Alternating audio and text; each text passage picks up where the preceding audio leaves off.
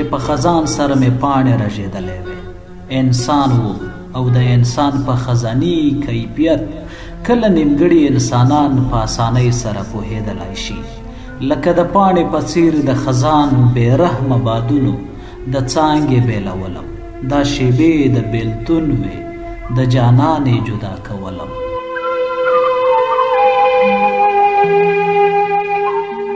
د پارک په اوږده څوکۍ ورسره کېناستم. ما یې سترګو ته د مخامخ لیدلو توان نه درلود. نظر مې پر ځمکه خښو، د زړه خبرې مې په ستوني کې ورکېدې. داسې احساس مې کاوه لکه د غږ څخه چې محروم شوی اوسم. وار په وار یې پوښتلم، ما خبرې نشوې کولی. کتابچه مې ترې کش کړه، ومې لیکل. په نوستالوژیک حالات کې انسان که باطناً بیسیکه او خفه وي، ظاهراً هم پرې د خفګان اثرات جوړ.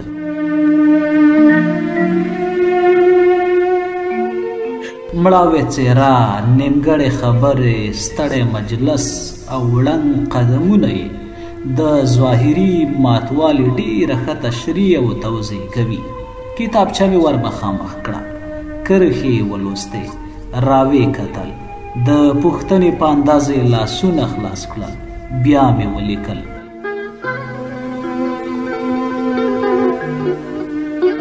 انسان د ونې په څېر نه دی چې په خزان سره یې پاڼې ورژېږي او بې له کومې ستونزې خلک پرې وپوهېږي چې خزان یې پیل شو. نه، انسان بیل خزاني کیفیت لري چې دا خزاني کیفیت د هر چا د درک قوه نشي کشفولی. هغه یو چې د انسان خزاني کیفیت محسوسوي په واقعیت کې زیرک او بادرک اشخاص وي. په شعوري لحاظ تر نورو د مخکښوالي ویاړ لري. تر همدې ځایه مې ولیکل، ور ومې کتل، هڅه مې وکړه چې خبرې وکړم، مګر بیا هم ونه توانېدم.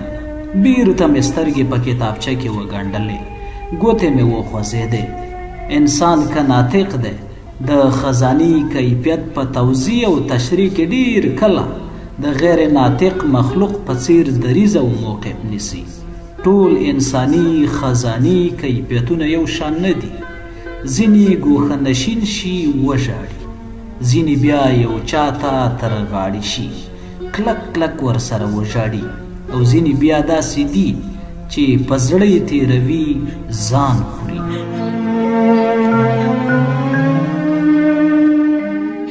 د وصال شیبې ورو ورو نړېدې.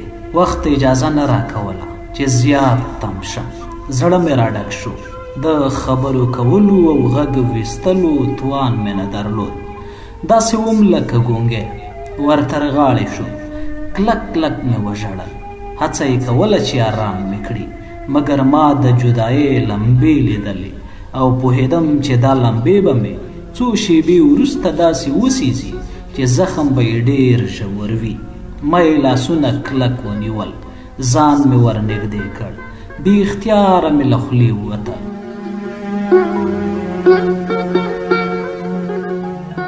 د بیلتانه کیسې شروع دي، ما د لالي لاسونه کلک نیولي دینه.